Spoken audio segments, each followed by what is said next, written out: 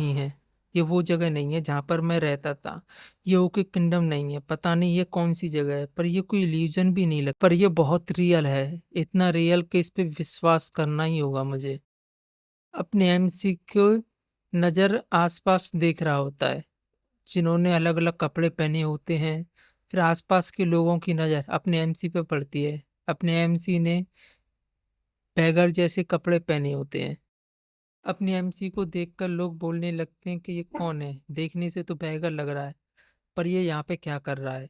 अभी हमें अपने मेन कैरेक्टर का नाम नहीं पता, तो इसीलिए हम उसे सिर्फ़ एमसी कहेंगे।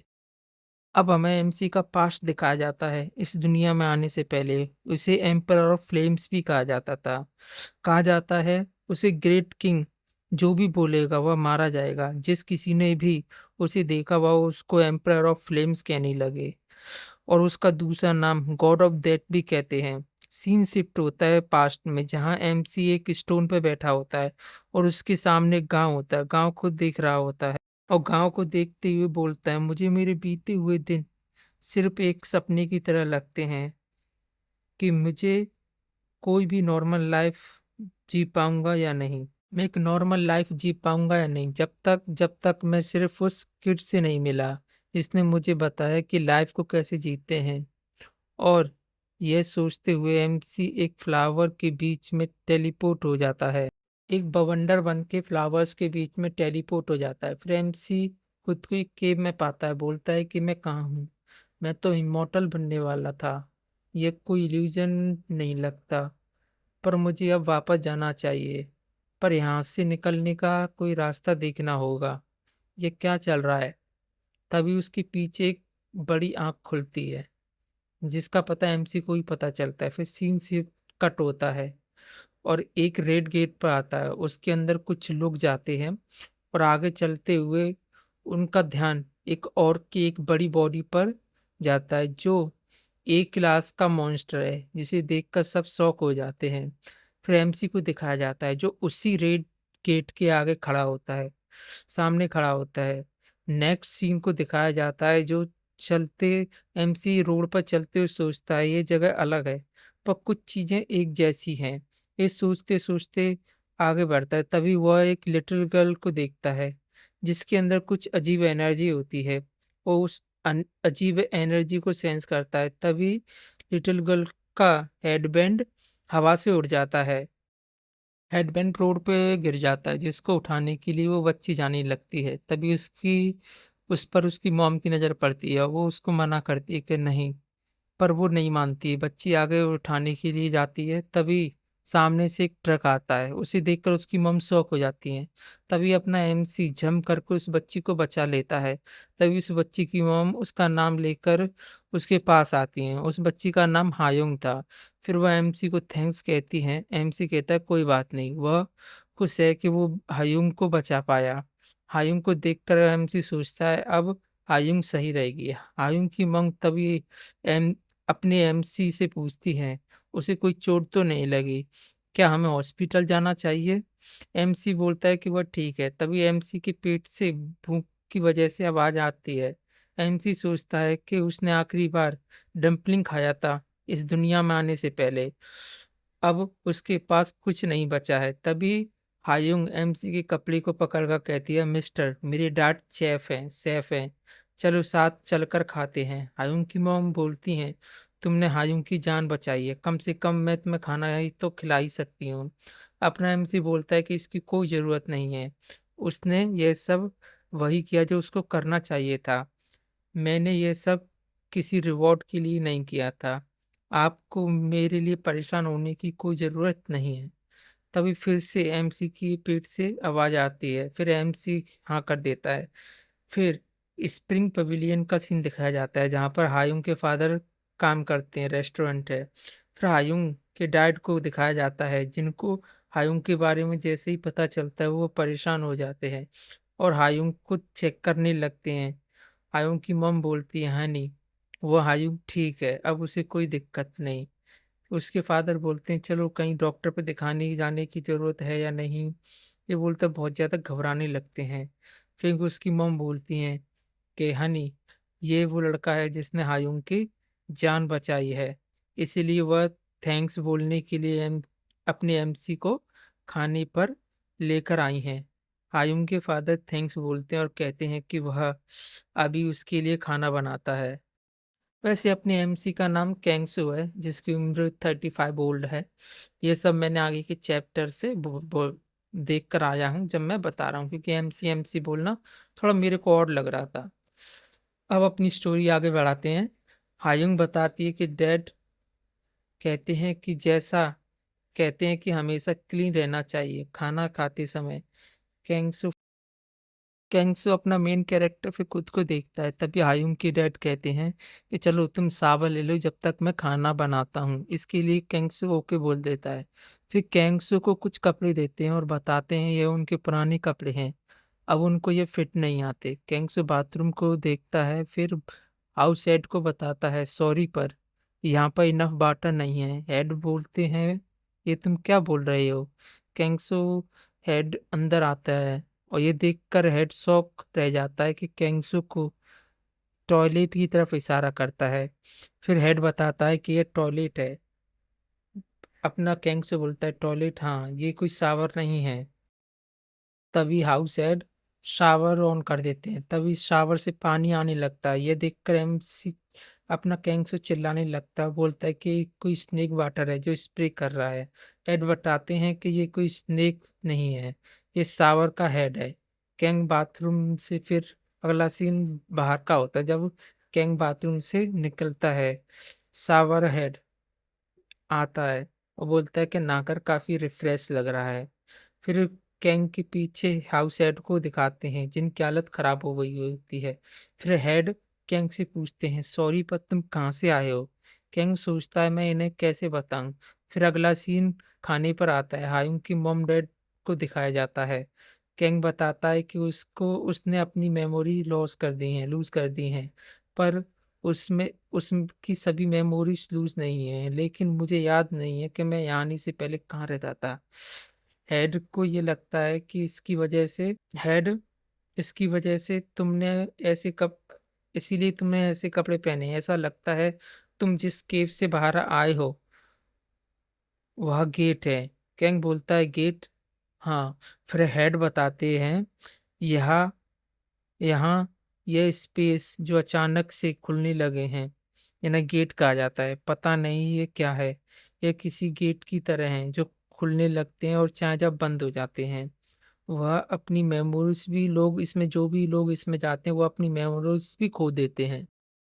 और इन गेट से जो भी वापस आते हैं उन्हें आइसोडेटनिस्ट कहते हैं। हेड कहते हैं कि चलो बाकी बातें बाद में करते हैं, पहले खाना खाते हैं। फिर कैंग खाने को देख कर पूछता है यह आपने कैसे बनाया। कैंग मन में सोचता है इस कलर से मेरी बहुत सारी यादें जुड़ी हैं। ये वो कलर है, उस पानी का कलर है जिसमें मैं जब यंग था, जब मैंने ट्रेनिंग की थी, जिसमें सिर्फ ब्लड और सिर्फ गंदगी थी, पर मुझे जिंदा रहने के लिए ये सब करना पड़ा। हायुंग को जब ऐसे सोचते हुए हायुंग कैंग को ऐसे सोचते हुए हायुंग बोलती है मिस्टर आप खाना क्यों नहीं खा रहे, क्या आपको ब्लैक बीन नूडल्स। जब भी कैंग हायुंग से पूछता है कि क्या ये नूडल्स हैं, फिर वो मन में सोचता है कि ये नूडल्स देखने में तो अच्छे नहीं लगते हैं। तभी ये हायुंग उन्हें हायुंग कैंग को बताती है कि हाँ इन्हें नूडल्स ही कहते हैं। फिर कैंग उन नूडल्स को ट्राई करता है जो उसे बहुत टेस्टी लगते हैं और मन में सोचता है कि ये मैंने बहुत टाइम बाद नूडल्स खाए हैं। फिर आयुंग की मोम नाल बोलती है कि हम तुम्हें कुछ अच्छा खिलाना चाहते थे, पर हमारे पास इतना टाइम नहीं था कि कुछ अच्छा हम बना पाए। अगली बार हम तुम्हें और भी कुछ अच्छा खिलाएंगे। फिर बाहर सीन शिफ्ट होता है जहाँ पर हायुंग के मोम डैड कैंग को बाहर छोड़ने के लिए आए होते हैं। तभी हायुंग हायुंग बाय बाय बोलती है। फिर कैंग की नज़र एक वॉल पर पड़ती है जहाँ एक जॉब के लिए नोटिस लगा होता है और वो पूछता है कि किस क्या ये जॉब के लिए जो नोटिस है ये क्या चीज़ है। तभी हाउस हेड बताते हैं कि उन्हें एक पार्ट टाइम डिलीवरी मैन की ज़रूरत है। तभी कैंग हेड से पूछता है क्या वो ये जॉब कर सकता है। इसके लिए हेड पहले सोचते हैं, फिर वो बोलते हैं कि हाँ, वो ये जॉब कर सकता है। कैंग अपने मन में सोचता है कि जब तक वो अपनी दुनिया में वापस नहीं चला जाता, जब तक उसे कहीं पे रुकने के लिए कोई जगह चाहिए। इसके लिए वो हाउस हेड से परमिशन चाहता है कि मैं ये जॉब को कर सकता है या नहीं, ताकि वह रुक कर इस वर्ल्ड को जान सके, ताकि ये वर्ल्ड कैसे काम करता है। तभी हेड बोलते हैं कि तुम इस जॉब को कर सकते हो, पर तुम अभी गेट से बाहर आए हो और तुम्हें इसके लिए लीगल होना पड़ेगा। तभी हेड की वाइफ बोलती हैं कि इसने हायुम की जान बचाई है और इसके लिए हम इसकी हेल्प कर सकते हैं। हमने सुना है कि यहाँ एक रूल है कि हम कैंग की अगर गारंटी लें तो वो यहाँ पर रुक सकता है और काम कर सकता है और हम इसे जॉब जॉब पर रख सकते हैं। तभी हेड हेड कहते हैं, यहाँ यह हो सकता है, हम तुम्हारी गारंटी लेंगे। कैंग ये सुनकर उन्हें थैंक्स बोलता है और कहता है कि वह डिलीवरी मैन की जॉब सही से करेगा। उन्हें बताता है कि उसका नाम, तभी कैंग अपने आप को इंट्रोड्यूस करता है कि उसका नाम कैंगसो है, जिसे हम कैंग कहेंगे, और वह 25 ईयर्स ओल्ड है। हेड बोलती हैं कि तुम मेरी एज के बराबर हो, मेरा नाम यून है। तभी कैंग अपना पास्ट याद करता है जहाँ एक बच्ची का नाम तभी वहां पर एक बच्ची उसका नाम कैंगसू रखती है और वो बच्ची बताती है कि इसका हमारा सीन शिफ्ट होता है, अगला सीन नाइट का होता है, जहाँ पर कैंग कमरे में बैठ के कल्टीवेट कर रहा होता है, जिसके पास बहुत सारी एनर्जी निकल रही होती है। कल्टीवेट करने के बाद कैंग सोचता है काफी एनर्जी है, यह एक किसी पैलेस की तरह है जहाँ पर बहुत सारी मैजिकल एनर्जी है। तभी अचानक से हाउसेड कैंग के रूम का दरवाजा खोलते हैं और वो कैंग को ऐसा जागा हुआ और अंधेरे में बैठे हुए देखकर बोलते हैं कि तुमने यहाँ की लाइट ऑफ क्यों नहीं की और तुम लाइट ऑफ करके क्या कर रहे हो। तभी कैंग उन्हें बताता है कि यहाँ पे कोई कैंडल्स नहीं थी, इसीलिए उसे अंधेरे में बैठना पड़ा। तभी एड अपने मन में सोचते हैं कि इसने सही कहा, मैंने इसको बताया ही नहीं, बताना भूल गया कि लाइट को ऑन कैसे करते हैं। तभी हेड उसे बताते हैं कि स्विच को अगर तुम ऑन करोगे तो इससे लाइट ऑन ऑफ हो जाएंगी। तभी हायुम की मॉम भी वहां आ जाती हैं और कहती हैं कि तुम काफी जल्द कैंग से बोलती हैं कि तुम काफी जल्दी जाग गए, और कैंग उन्हें गुड मॉर्निंग बोलता है। तभी कैंग पूछता है क्या आपने खाना बनाना शुरू कर दिया। तभी एड कहते हैं कि हम रेस्टोरेंट के लिए खाना बना रहे हैं, अभी गेस्ट आने वाले होंगे। तभी कैंग उनसे पूछता है कि क्या वो किसी चीज में उनकी हेल्प कर सकता है। तभी हेड बोलते हैं कि तुम वैक्यूम से सफाई कर सकते हो और उसे वैक्यूम देते हैं। वैक्यूम को देखने के बाद कैंग काफी हैरान हो जाता है। बताते हैं इसे वैक्यूम मशीन बोलते हैं, इसका तुम जब स्विच ऑन करोगे तो ये चालू हो जाएगा और इससे तुम काम कर सकते हो, क्लीन कर सकते हो जगह को। तभी कैंग उसके स्विच को ऑन कर देता है और वैक्यूम की प्रेशर की वजह से उसके हेयर्स वैक्यूम में चले जाते हैं। तभी हेड उसके पीछे मुड़ के देखते हैं तो उसके बाल उसमें फंसे होते हैं, फिर वैक्यूम को वो ऑफ हो जाता है। तभी हेड पूछते हैं क्या तुम सही हो। कैंग कहता है कि हाँ, वह ठीक है। फिर कैंग वैक्यूम को देखते हुए सोचता है मुझे यहाँ सफाई करनी है, पर यह वैक्यूम काफी खतरनाक है। फिर वो अपनी पावर से रूम की सफाई करता है। वो अपनी वाटर पावर्स को यूज करते हुए पूरे रूम को क्लीन कर देता है एंड डस्ट को एक छोटे से गोले बनाकर उसे डस्टबिन में डाल देता है। और ये सब करते हुए हेड कैंग को देख लेते हैं। तभी हेड बोलते हैं कि कैंग ये तुम क्या कर रहे हो। फिर कैंग उन्हें बताता है कि उसने अपनी पावर्स का यूज किया। ये सुनकर हेड शॉक हो जाते हैं। फिर वो बोलते हैं कि क्या तुम कोई एबिलिटी यूज क्या तुमने अपनी कोई एबिलिटी यूज की। कैंग बताता है कि हाँ, पर कैंग को समझ में नहीं आता कि एबिलिटी क्या होती है। हेड कहते हैं क्या तुम कोई हाई लेवल के अवेकन हो। कैंग पूछता है अवेकन क्या होता है। तब हेड बताते हैं जब से इस दुनिया में गेट खुलने लगे हैं, 25 साल पहले यह गेट खुलने की शुरुआत हुई। जिनके पास पावर होती है उन्हें अवेकन कहते हैं और इसे ऑरा भी कहते हैं।